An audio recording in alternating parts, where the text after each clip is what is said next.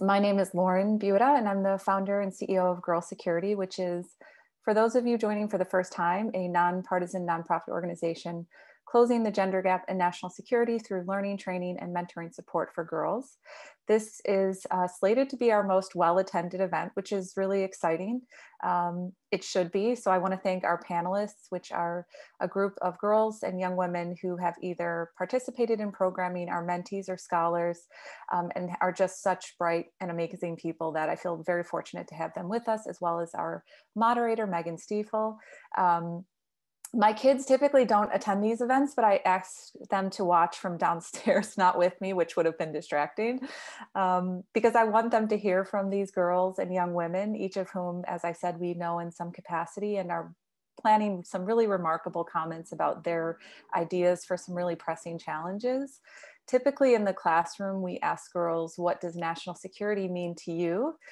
We decided to kind of flip the script for this event and ask girls to identify an issue of importance to them, and then to consider how their issue may or may not fit into their understanding of national security.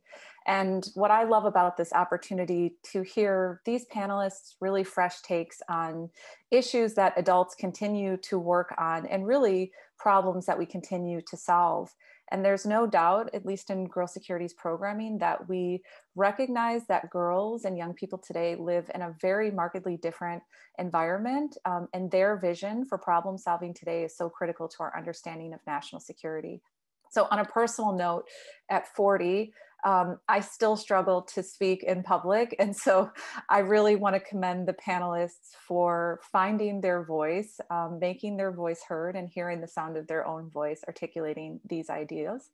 And our wonderful mentor, Megan Stifel, is an attorney. She's also a mother and a friend, and executive director of the Americas at the Global Cyber Alliance, which is an awesome organization that is reducing cyber risk and making our global community safer and more well-connected. So I'm going to pass this off to Megan to take away our first flashlight event, highlighting girls and national security. So thank you.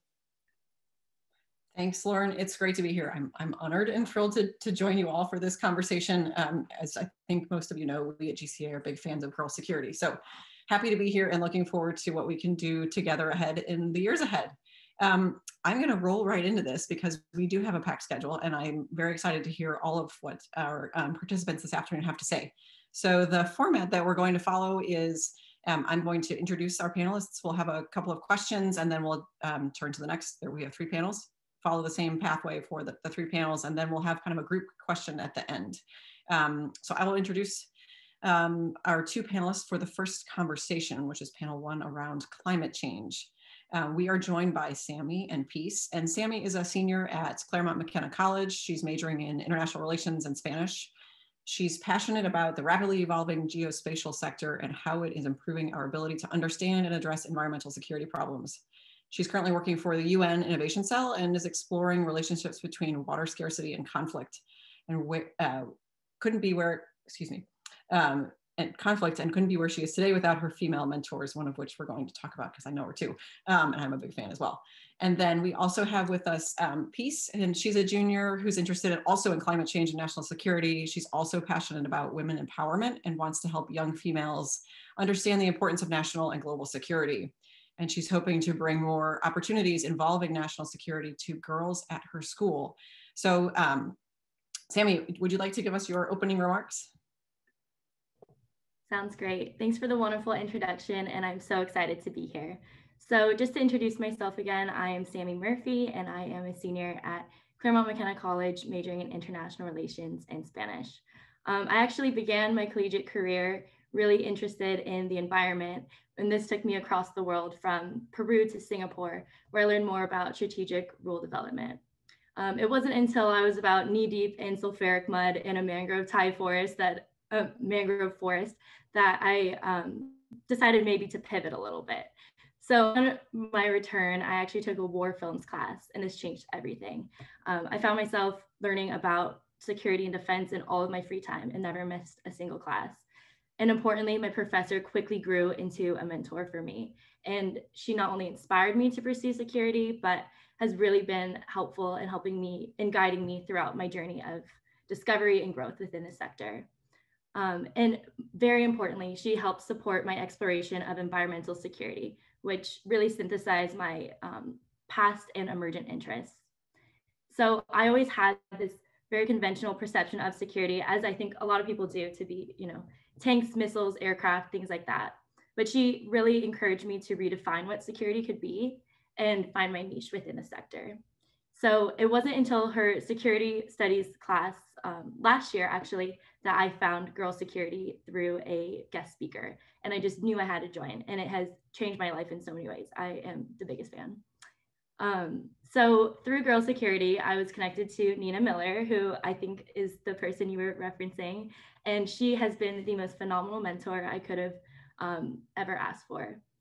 I've grown exponentially since the mentorship, because she has really extended herself time and time again to help me diversify my perspectives on security and also to grow professionally. She was really fundamental to my entering into the United Nations, because she connected me to Alison Pucchioni, who is also another fantastic female mentor of mine. So Alison really truly sparked a new interest for geospatial analysis and open source remote sensing within me. In all my 21 years now of existence, I never thought that I would be well-versed in spatial and temporal resolutions of satellites, but now I just find myself nerding out about it all the time, and it has become my bread and butter. And currently at the United Nations Innovation Cell, I am working on a water scarcity and conflict project that uses geospatial technology in order to understand these relationships. And I think that this project has just become my heart and soul, and is a really great testament to the new era of international collaboration and peace building that is really possible through space-based technology. I think it's also great because security in the past was approached in with a very conventional lens, and largely under the domain of just state actors. In a lot of instances, this resulted in reactionary militaristic band-aid solutions for security problems that might have been approached much better through strategic rule development, for example, or other types of preventative action. So I think that a lot of people, especially this generation, are starting to realize that long-term environmental solutions are long overdue, and that environmental negligence is a threat to individual, national, and international security. They're all really one and the same. And we've all been seeing, wildfires that are no longer contained to just one season. We're seeing climatic events time and time again, and it's really something that we can't ignore.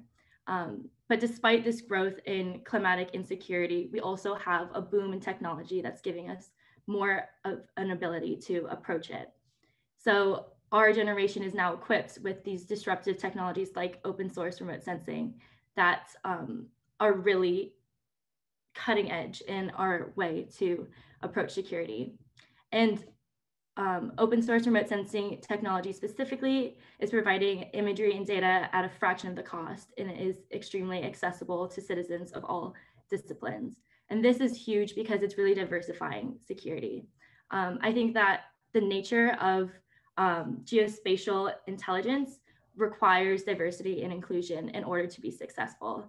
At the end of the day, we have data, but what does that give us? We need human expertise. We need people who are culturally competent. We need people from a range of disciplines and cultures, people from all around the world contributing to understanding these security problems.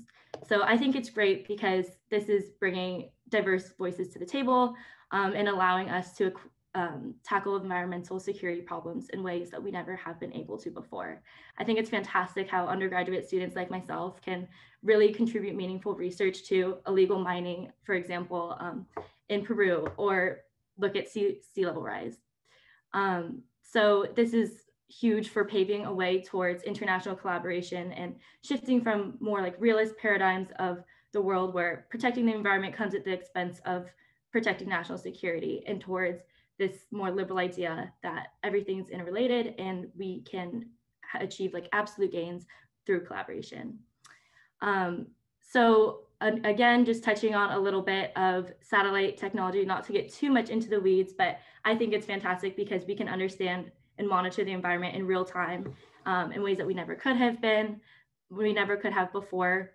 And it's really making us kind of question our current security paradigms. So I think I already spoke a lot and I don't want to take up too much time, but I'll kind of conclude with saying that I really couldn't have gotten to this point or found this niche without my female movers and shakers who've made leaps for women in security. And my mentors specifically have been so amazing in getting me to this point, and I thank them so much. So shout out to Professor Jennifer Ta, Nina Miller, and Allison Puccioni. Thanks, Sami. You touched a little bit on the question that I was wanting to ask you, and I totally agree that we have so much more capability now to potentially get some indications and warning of opportunities to take and minimize risk that we didn't have even 10 years ago. In thinking about the environmental issues that you touched on, and even if we were to take a look back at some of the briefings that the DNI and even his successor has given to Congress, you see in the recent past couple of years and maybe the past decade or so, there's a greater conversation around environmental security and the impact that it can have for, unfortunately, largely for the negative on national security. But in thinking about environmental issues, you mentioned Peru. Is there a particular region that you've looked at or studied, or that you want to study, that can help inform our, as a country, engagement in managing these two areas and the way that they intersect, that being, to the extent that you distinguish them, environmental and national security? Definitely, I think that's a great question. So something that initially comes to mind is how in the past, the US really led a lot of cocaine eradication efforts in Colombia, but the way that they approached it was really counterproductive to enhancing security.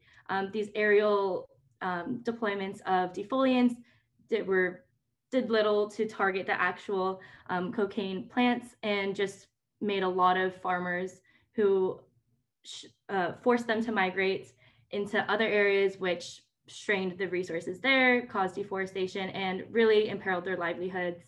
I think with geospatial technology, we could have a better lens and enhance our capability to really understand how to spearhead strategic rule development efforts that can prevent conflict precipitating later on, and prevent this more reactionary kind of approach. Additionally, I think we can apply this same framework to other security threats in the world. And something that really interests me is looking at the relationship between climate change or climatic events and conflicts, and especially pulling out the populations that might be disproportionately impacted by that. And I think that if we can understand how the environmental drivers of conflict, we can better equip ourselves to tackle those things that would build resilience for communities and prevent instability later on. So I think that we really need to make a mental shift from, Reaper drones to remote sensing. They're both eyes in the sky, but remote sensing can give us eyes in the sky for good. We can monitor the world, and helps us prevent conflict rather than respond to conflict in ways that are Band-Aid solutions. I completely agree.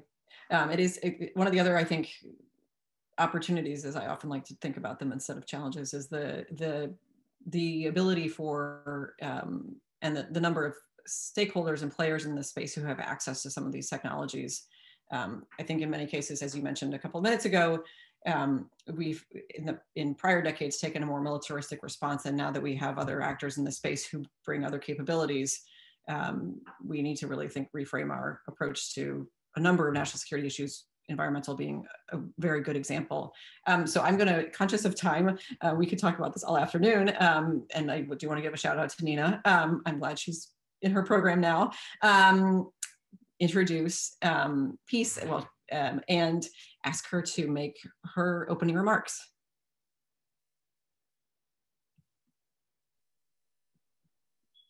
Thank you. Sami and Megan, for those wonderful and inspiring remarks. Just to introduce myself again, good afternoon, everyone. My name is Peace Freeman. I'm an 11th grader at North Star Academy High School, and I'll be discussing the topic of climate change and global security. But before I get into that, I would like to first talk about girl security and my experience with them, as well as how I found them. Girl security has been an amazing experience. I first discovered them when I got an email from my project coordinator at school talking about the opportunity to learn about national security with girl security in an after-school program. At first, the question that popped into my mind is, what is national security really? So I signed up.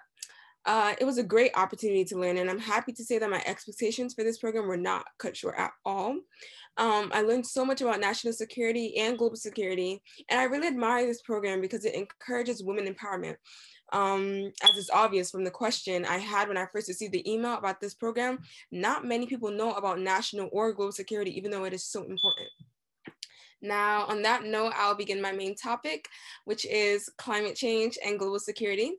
For those who don't know what global security is, as defined by RAND Security, global security includes military and diplomatic measures that nations and international organizations, such as the United Nations and NATO, take to ensure mutual safety and security.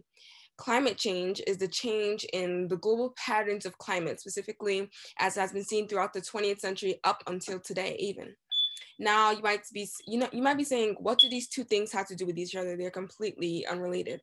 However, this in fact is not true, as they are very connected and related.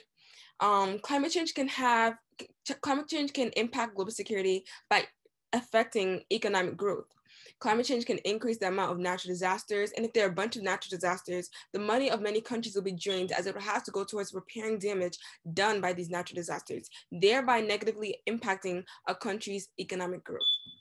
And if this is happening in all countries, then it's safe to assume the global economy will suffer immensely. In addition, climate change will significantly impact the food price stock all over the world. This means that there will be an increased climate change. This means that there will be increased climate change, and the weather and temperature of many areas will be changed, and crops that can thrive in those areas may begin to fail. This will make certain foods that are so abundant right now become scarce, and the little that is produced will be very expensive, thus explaining the impacted food price stock all over the world. This can also increase the rate of global famine and food insecurity in countries that are already in danger of famine, but also countries like the United States. Also, some of our most valuable and unique creatures may become extinct due to climate change. Let's take the polar bear, for example. The polar bear thrives in a cold and icy environment. However, with climate change becoming more and more prominent, the ice they need to efficiently hunt for their prey has begun to melt. This makes finding food much harder, and with so little food, many of the polar bears may end up dying. If this pattern continues, there will be no polar bears left in the world. This is really upsetting, not only because of how cute they are, but also because it disrupts ecosystems. Climate change also destroys habitats for many animals all over the globe.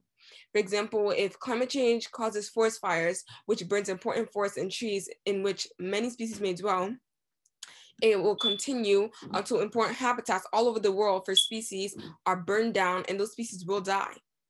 Last but not least, climate change may usher in a massive wave of displacement.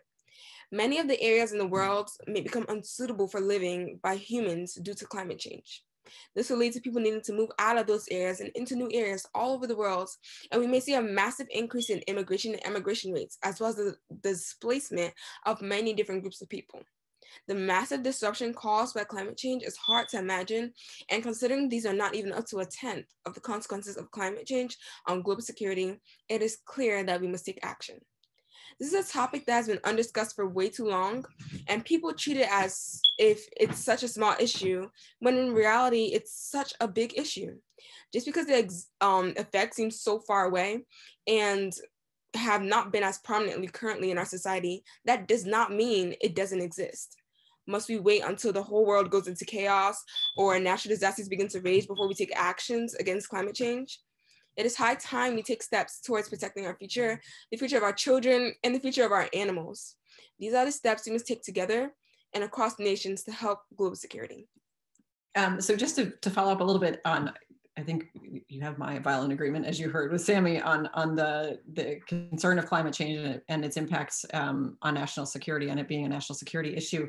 I'm just curious though, and I suspect some of our audience participants are curious as to how climate change became one of your key areas of interest as it relates to national security, and whether, as I mentioned in the introduction, your interest in female empowerment, and whether those are connected for you or if they're kind of distinct.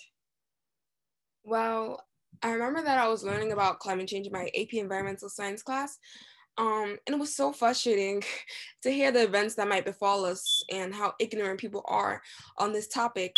I remember my teacher was talking about it, and many of us didn't really understand the topic, or we're just kind of like, oh, it's climate change, it's not that big of a deal.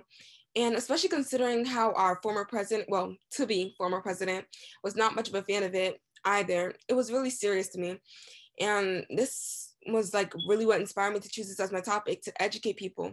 And actually it's connected to my interest in female empowerment, considering that if women knew more about national and global security and did something about climate change, it could really empower all women all over the world. And I know it inspires so many females that don't even know about it to really actually take actions, take more steps towards changing climate change, and help prevent the detrimental effects of climate change. So overall, this is what inspired me to choose this topic, and it really is connected to female empowerment. And I think it's really important that females and everyone in general all over the world know about this topic and get to know more about it. The challenge of climate change and the impact that it has on as you mentioned, economies and environments, and the role that can have on all the things that we've talked about, in particular, thinking about displacement and IDPs and the like, and then you think about the impact that can have on regional economies and generating, among other things, a resort to less than desirable or stable means to generate economic development is a real national security challenge, in my opinion. So thank you very much, Peace and Sami. We are, as I think we've said at the outset, we're running through this. So it was great to talk with both of you, and I wish you much luck and success as things continue on. And we look forward to hearing about all of the success you'll have in your future careers. So we're now going to turn to our next panel, in which we're going to talk a little bit more about technology, which is also close to my heart. So we have Angela and Sydnee joining us, and I'm first going to introduce Angela and ask her a question, and then introduce Sydnee and ask her a question, just so everybody's following along with the order, to shift things up a tiny bit. Angela, it's great to meet you. Angela is a senior at West High School in Salt Lake City, and she's passionate about providing opportunities to other young women to realize their potential in technology careers. She hopes to attend Stanford or an Ivy League college and pursue a major in CS, computer science, and cybersecurity, the other CS. In her free time, she enjoys playing tennis and watching crime shows. So Angela, it'd be great if you would offer some introductory remarks, and then I have a question for you. Perfect, thank you for the introduction. I'm so excited to be here today. Just to reiterate, my name is Angela Layton, and I am a senior at West High School. I'm so excited to talk today about how I became interested in national security, specifically cybersecurity, and the importance of cybersecurity and the role that we can play in it. So to start out, I want to explain how I became involved with girl security and how I found that it was my dream to pursue a career in technology. My high school is an IB program school, which provides an extension of learning after AP classes. And one important aspect of the IB program is choosing a class path you want to follow, and essentially taking 3 to 4 years of courses under that category. So when I was a sophomore, I was really thinking about which class path I wanted to follow. My parents encouraged me to try a computer programming class, just to see how I would like it. And I came to love that class so much, and I loved being able to create programs and solutions to problems we face every day by just simply having access to a computer. And because of this passion, I chose to pursue computer science as my class path. And this meant that I would take AP computer programming as a junior, and then IB computer science as a senior. And as I began entering these more advanced classes, I began to realize that the number of females in those classes began to dwindle by a lot. And on the first day of my AP programming class, 4 girls switched out, which left me and my best friend as the only 2 females in a class of 25 males. And this really stuck with me because I loved computer science, and it made me so upset that such a large group of individuals didn't feel that they were qualified enough to even try it out. So through this, I found another passion of mine, which was to work to address the gender divide in technology and provide opportunities for those who identify as female to realize their potential in technology careers. And to see this happen in my immediate community, I work with the Women Tech Council and founded the She Tech Club at my school. So fast forward to the summer, I was looking for things to do since all of my plans had essentially been canceled because of COVID-19. And as I was researching virtual opportunities, I came across, I came across the cybersecurity camp hosted by Tennessee Tech University. And I thought to myself, why not try it out? So during the duration of this camp, I learned a lot more about national security and how cybersecurity really addresses just a little part of what makes up the big topic of national security. And after this camp, I was like, wait, so I can become like Penelope Garcia from Criminal Minds? That is so cool. And I realized that I wanted to use my computer science education and focus it towards cybersecurity. Another virtual activity I found that I could do last summer was attend the GirlCon Chicago conference. And at one of those events, Girl Security was there and spoke about national security and technology. And I was so excited to hear about girl security. And I jumped at the opportunity to be a part of it because it was everything that I wanted. Computer science, national security, and women in STEM. Truly amazing. So that is how I became involved with Girl Security and realized that I want to pursue a career in computer science and cybersecurity. So I want to tell you about what cybersecurity is and how important it is. It can be referred to as many different names, such as computer security or information technology security, and it is the protection of computer systems and networks from the theft and damage to their hardware, software, or electronic data, as well as from the disruption or misdirection of the services they provide. Did you know that cyber attacks are so common now that recent reports show that hackers attack a computer in the US every 69 seconds? Once an attack happens, millions of people could be harmed. State-run organizations can be shut down, services can't be provided to the citizens, and for example, in 2018, the city of Atlanta was attacked using the infamous SamSam ransomware. The SamSam ransomware was so harmful that the city of Atlanta was offline for 5 days. This caused several significant citywide operations to be halted and ended up having a recovery cost of $17 million. This is just one example of how important cybersecurity is in providing protection to individuals globally. Cybersecurity continues to become increasingly needed due to the exponential growth of technology and its everyday use. However, the number of people in cybersecurity careers do not meet this demand. The U.S. Bureau of Labor Statistics expects a 32% growth in hiring for the cybersecurity analyst role between 2018 and 2028, and there are over 400,000 unfilled cybersecurity jobs right now. And even crazier is that of those who work in cybersecurity, about only 15% are women. These statistics show that there is a great room for growth and that cybersecurity is something that we need to be actively thinking about. In order to effectively meet the variety of cyber threats, we need a variety of perspectives. And this is why we must strive to have a diverse group of individuals working to protect the technological aspects of national security. So, though you may not want to pursue a career in cybersecurity, it is important that we all recognize its importance and the role it plays in our lives. Just by doing simple actions such as installing virus protection and keeping our information safe and our passwords safe, we are contributing to ensuring that cybersecurity prevails against those with malicious intents. Cybersecurity is just a small part of national security, and it is important that we are aware of it to keep ourselves and those around us safe. I am honored to have been able to speak today, even if it is virtually, and I'm so excited for what the future holds because everyone here is so inspiring. Thank you. Thank you, Angela. You will have no argument from me. In fact, that's what we at GCA spend most of our days working on, are thinking about how the actually small steps that we can take that can have meaningful, significant impact on the overall state of the security of the internet, which then obviously has impacts, as you described, on national security and economic security. But I'm curious. You mentioned the result that happened a few days into your class. Do you wish that you would have learned more about cybersecurity or heard more about it earlier in your education? And if so, why? Yeah, absolutely. So cybersecurity isn't a topic that's mentioned very often, which is quite unusual because technology is such a big part of our lives. And it is easier to prevent attacks than to recover from them. So I really wish I had learned sooner about this because, especially when we are younger, we can be manipulated quite easily in giving up private information.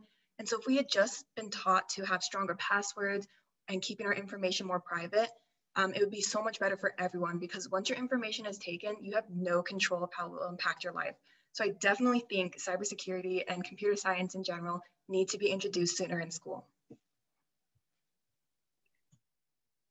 Good. Well, I think we'll talk a little bit more about thinking about civics and cybersecurity and some of the other ways that these really kind of early stage areas for education can have longer lasting impact and how that can actually support national security. So Angela, thanks. It's been great to talk with you, and I'm excited for you to pursue and learning more about how you where you end up following your passions. We're also joined this afternoon by Sydnee Bridges, and Sydnee is a senior at Fonpon Academy who's interested in majoring in political science. She has a passion for government, politics, and all that affects modern society. She uses her social media account to raise awareness and speak to social issues that affect the public. And through that process, she holds discussions to stimulate conversation among, in particular, the youth. She wants to be a lawyer and potentially hold a seat in Congress. And Sydnee, I'm super excited to talk with you this afternoon and would invite you to introduce yourself to everyone, and then we'll have another question for you. Thank you. So yes, just to reiterate, my name is Sydnee Bridges and I'm 17 years old. Just to give a little background on how I got to girl security, this year I decided to take a course called Liberty, and it's a combination of history and theology as we apply and connect situations of the past to the present. Through this class, I was introduced to girl security. Ms. Aaron and Ms. Lauren spoke about the importance of national security and the importance of combating misinformation. As I am a senior who's looking to major in political science on a pre-law track, I found a deep interest in their message. In doing so, I was thrilled to know that they were coming back to our class for a second session. However, during the session, they spoke about social media and how important it is to find truth amongst many fabrication and misinformation. That stuck with me as I am an avid Twitter, Snapchat, and Instagram user. So today, I would like to speak about the impact social media has on national security. Firstly, social media itself has a very controversial role. On a local and national level, social media platforms can allow for uncontrollable threats, yet shed light on serious situations around the world. On some apps like Twitter, they will fact check tweets and flag misinformation. On the contrary, apps like Snapchat will not fact check anything and will allow any information to spread anywhere to anyone. In that vein, anyone from a terrorist organization to a regular person could spread information in the matter of seconds. And it leads us to ponder if it can be trusted, or should it be considered a threat? Well, in short, the answer is yes. There are various factors that affect how we perceive information and then how we apply it. In a study conducted by University of Nebraska, Omaha, the main factors include personality, style, recommendation, user knowledge, and information quality, which is further broken down into credibility, reputation, and content. To touch upon a few, style accounts for the logistics of a website. Just like how teachers require sources to be trustworthy, most websites follow an approved format that contain good grammar, sentence, and sentence structure. However, other applications like Twitter that follow a different rule set are viewed and evaluated differently. Twitter is used to spread information using only 140 characters or less. Thus, there is more flexibility and less structure. Style can affect the way a user perceives the quality of the information presented because they're not given a full and in-depth description of the information presented. Therefore, like most of you, info we find first will come from Twitter or an application where you are forced to keep statements short. Meaning spreading a fast rumor or quick announcement almost instantly gets attention because people want to know more. Following, there's recommendation. In my opinion, this is the most significant factor that affects national security. Recommendation measures the publicity an app or singular post has on users, meaning if a tweet has many retweets or more people are inclined to post said tweet on other apps or interact with the tweet itself, which echoes the message. Since apps like Twitter are where most people come in contact with forms of information, it is important to find background on the person who is posting the information. For example, are they well known? What emotions are they trying to induce with their message? And most importantly, is it factual? Leading us to investigate the information quality. The quality of the information being distributed is decided on subfactors, one being credibility. For example, the AP Twitter hack. Individuals reading the headline could reasonably assume that the source was credible because the Associated Press is an independent nonprofit news gathering repository that majority of mainstream media uses for breaking news. So no one really would expect it to be hacked or it to spread misinformation, meaning it was very trustworthy. However, it did get hacked. So all of the news that was being presented had a very high effect on what people were receiving. Source credibility differs from reputation because the source is believed to be credible or not regarding of the form of the media used, meaning more people are inclined to use the actual website, referring back to apolitical, rather than going to the Twitter source. Another sub-factor is reputation, and it accounts for the reputation of a person or their experience with said website. If a leader has limited experience with the website or application, but his or her trusted advisors have a positive experience with using it, the leader might deem the website or application trustworthy. Finally, the last sub-factor is content. This accounts for how the information is perceived and how relevant and correct it is, and who is posting it again. With that, social media's impact on national security can only be threatened if we as the users allow it. We must be diligent and aware of the information posed as we respond and react to it. Social media itself gives people voices, but it does not constrict who can post and make use of it. Therefore, using social media, it is on us to understand the factors that come into play when reading a tweet, website, or post. You must ask yourself these few questions. Is the post or person well liked? If the post or person is well liked, who's liking the post? And who is this person following? And like what are they following in terms of like hashtags and such? How flexible is the application? Is there a fact check tool, and what is the quality of the information being posted? Is there relatively good grammar? Is what they are saying credible, and what is the reputation of the person spewing the information? Finally, the content of the text. If we are echoing the voices of malicious groups and people, then threats posed to national security increases. And I've grown up with technology, and I know that we can combat this together. Thank you.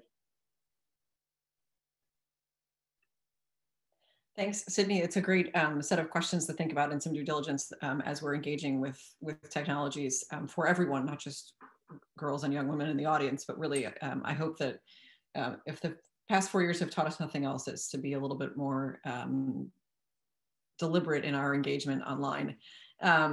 So Sydnee, I, as I said, really appreciate thinking about, in particular, social media. I want to take a little bit of a step back or go up to the meta a little bit and ask about whether, because we've had a couple of questions from the audience about this, whether you think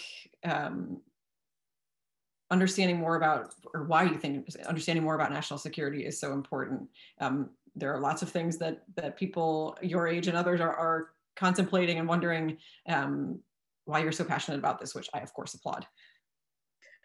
For me personally, learning about national security allows you to look at tweets or just being on social media differently. I mean, I know for me personally, growing up in a generation where technology is all we're engulfed in, knowing that their national security can be a threat through these applications makes me want to learn about it more.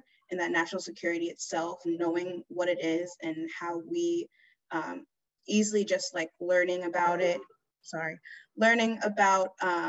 how to combat these national security threats through social media allows for us to be better at doing that. Super. Thank you, Sydnee.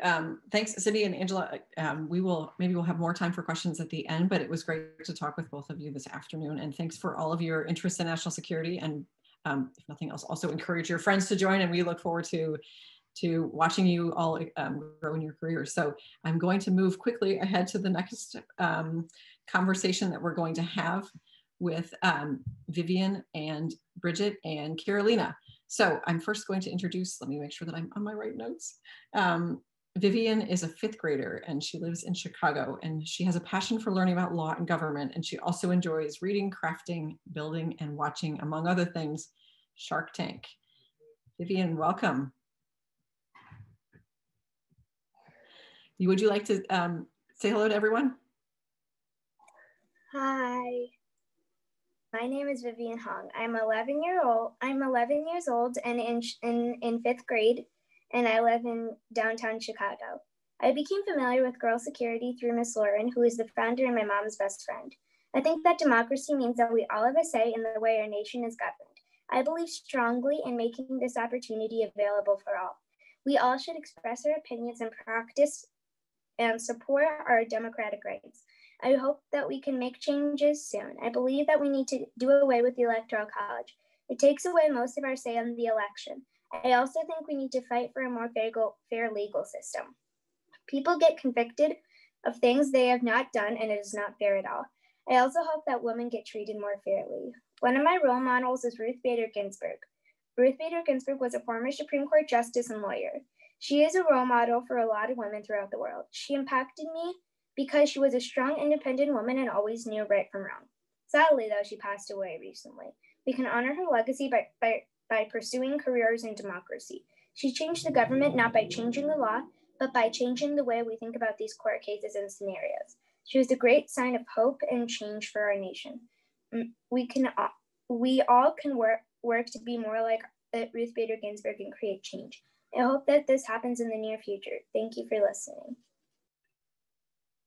Thank you, Vivian. We also hope that RBG can help us inspire change. And so one of the things that areas of change that I mentioned earlier, and Miss Rebecca wanted us to make sure that we asked you about was what the civics lessons are that you wish every American knew.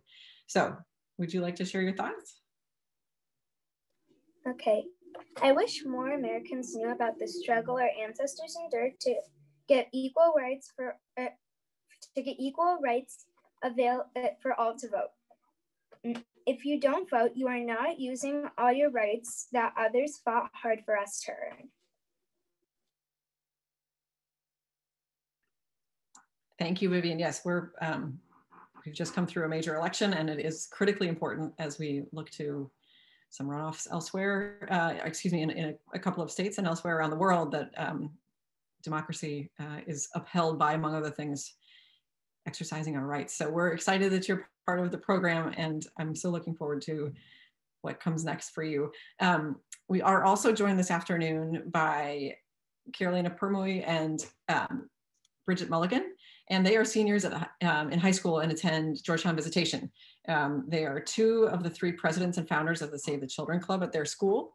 And in their school community, they work to raise awareness for children in conflict-stricken areas, and much of their fundraising focuses on education. Carolina is a 2020 Girl Security Scholar who spent 6 months researching US morality after 9/11 and the ethical decisions made. And Brigid is passionate in her work about human rights, especially in terms of the criminal justice system. So Carolina and Brigid, I invite you to have some remarks. Thanks. Thank you so much. So as you said, my name is Carolina Permuy. I'm a high school senior. So I've been involved with Girl Security for over a year now. And the past 7 months, I've been researching ethical decision-making and US morality after 9/11. And one of my main takeaways from that had to do with education, because I think personally, as a high school senior who has had a lot of experience in the education system, I did not learn enough about national security or US accountability.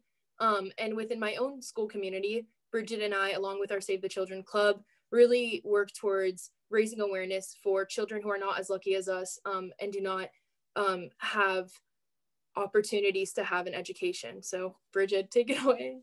Yeah, so in our club, we have really been focusing on education this year. And so today I'm here to talk to you about the education gap, which has become an increasingly prevalent issue within the United States, as children of lower socioeconomic status find themselves unable to reach the same levels of achievement of those in affluent areas. One manifestation of this issue is known as the homework gap. This entails the barriers students face when working on homework assignments without a reliable internet source at home. Over 5 million households with school-age children do not have high-speed internet service at home. As early as 2009, the Federal Communication Commission's broadband Broadband Task Force reported that approximately 70% of teachers assign homework requiring access to broadband. You can only imagine how these rates have exponentially grown within the past decade. During these trying times of online school, this homework gap poses even more of a threat. Partially due to the allocation of school district fundings and the homework gap, the achievement gap between rich and poor is also widening. A study found that a gap in standardized tests between affluent and low-income students has increased about 40% since the 1960s. This reinforces the stagnancy of socioeconomic classes as college admissions become increasingly competitive and standardized testing has grown into a prominent industry. In a sense, equity has been diminished. Another study found that the imbalance between rich and poor children in college completion, the single most important predictor of success in the workforce, has grown by about 50% since the late 1980s. Again, this reinforces class stagnancy and inhibits progress as opportunities for education vary greatly. So what does the education gap have to do with national security? I'll start out with a quote from former Secretary of State Condoleezza Rice, who said, "Improving education may be our greatest national security challenge. When it comes to the military, an evolving world with an evolving military requires students to have better critical thinking skills and more of a knowledge on our own country's history. On an average, American elementary students fall behind European and Scandinavian students when it comes to skills in reading, math, and science. As we enter a new era of cybersecurity, people in the Army must have critical thinking skills that can tackle any obstacle. Such skills are fostered or should be fostered in the education system. Both military and education leaders agree that the US must do a better job of preparing students for higher education. Of course, this means that better teaching resources and affordable higher education must be available. A better education system would also unite the divided culture in the United States that's divided between the generational military families and then this outside culture of people not involved in the military that look into the military. And going off the idea of critical thinking, Navy SEAL William McRaven thinks that K-12 education is the most important national security threat today. He emphasizes the importance of decision-making in national security. He says, "Unless we are giving opportunity and a quality education to the young men and women in the United States, then we won't have the right people to be able to make the right decisions about our national security." He continues by saying, "They won't have an understanding of different cultures. They won't have an understanding of different ideas. They won't be critical thinkers." So again, he's emphasizing that national security is not just the common narrative that we hear that has to do with the military and weapons. It has to do with understanding cultures and how other governments work and why they work. He also emphasizes the education gap that Brigid spoke of. He says that there is a school for anyone in the United States, and everyone is intellectually capable to get a degree, but people think they aren't because they don't have access to a good education. Yeah, so where do we go from here, knowing all this information? One of the major things we can do is kind of obvious, but has a major impact. Simply talking about it with others, you increase awareness of this far too overlooked issue. Especially teachers, I think, have to be made aware of this issue as they increasingly assign homework reliant on the internet. As we said, Save the Children works to help children, but such organizations cannot do so without awareness. It is such a critical piece of advocacy and just fixing equity problems.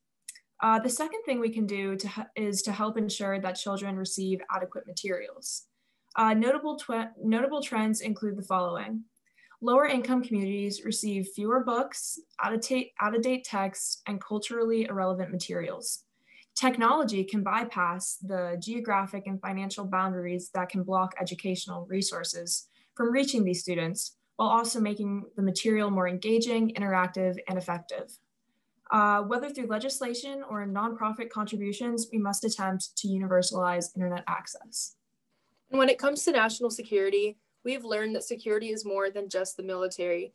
It's the ability to live with the comfort of a stable personal security, which requires education on how to handle a world where technology has much access to our information.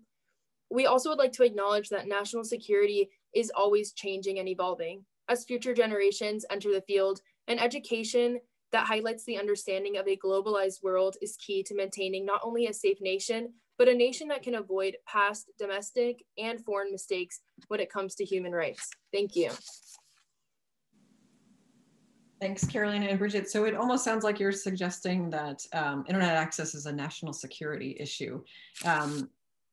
It's not, if you agree or if you don't agree, is curious about what some of the things that we haven't talked about this afternoon a little bit. I hinted at in the beginning of the idea that information and capacity are now just more dispersed. And so we have, particularly in the United States, several, more than several large tech companies who can have an impact in this space.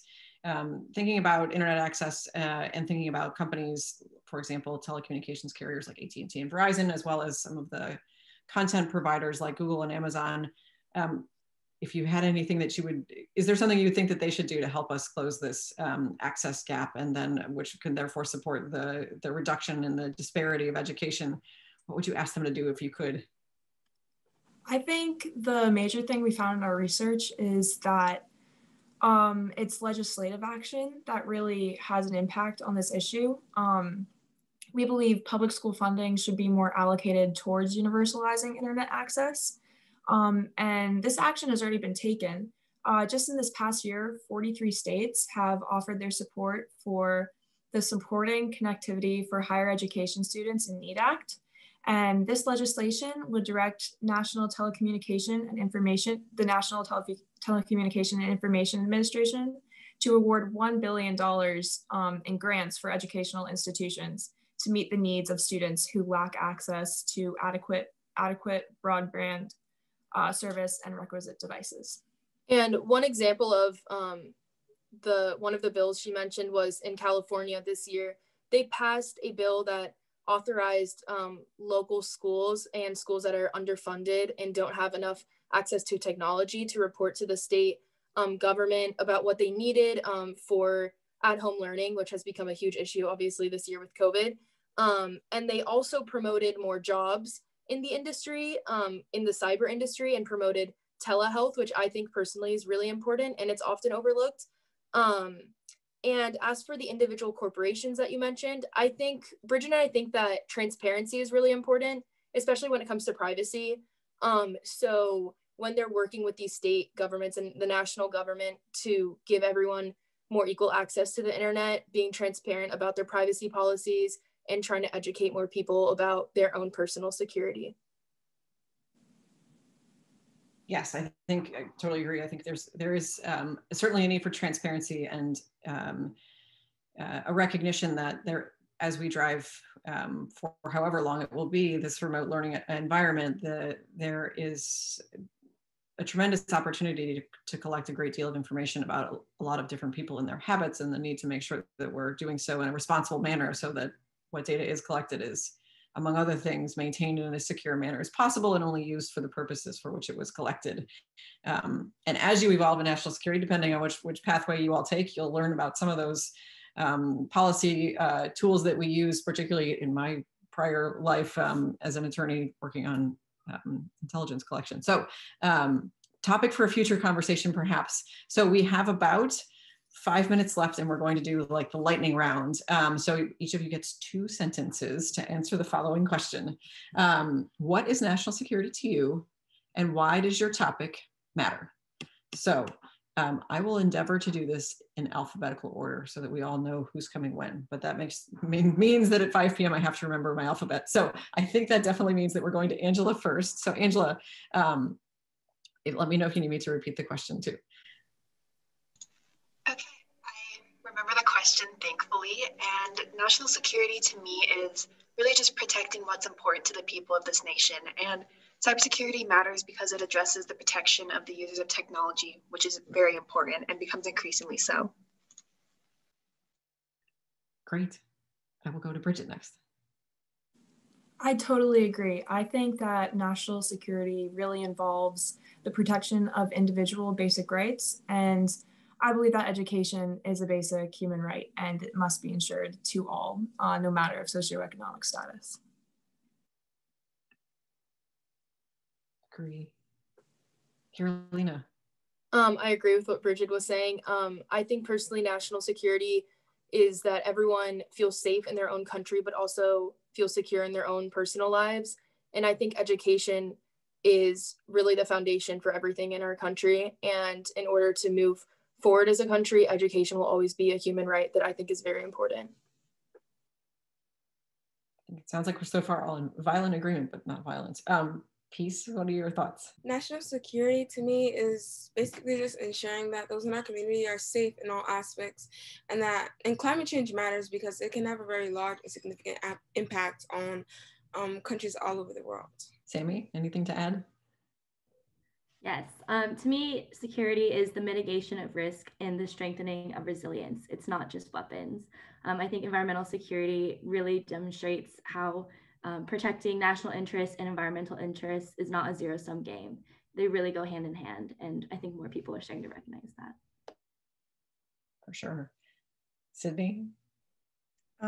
Yeah, I believe that national security is more than just foreign relations. It's more of what we can do ourselves as well to combat national security. And social media,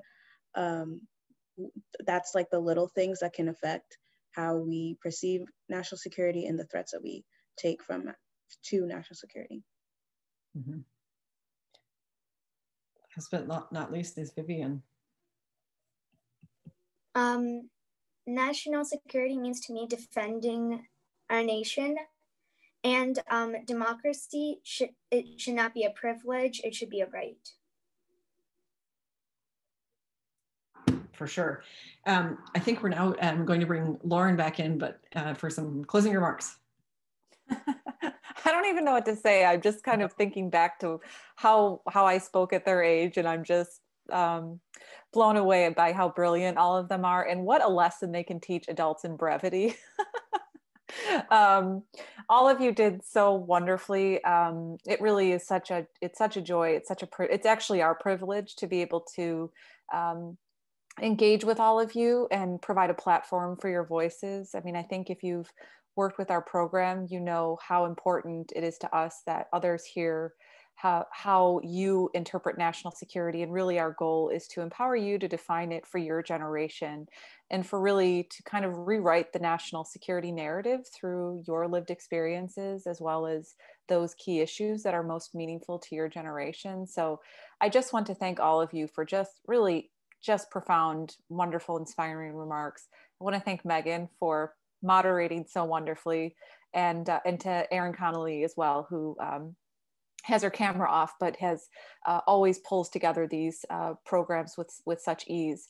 And I also just want to thank our attendees for showing up and listening and asking meaningful questions as well.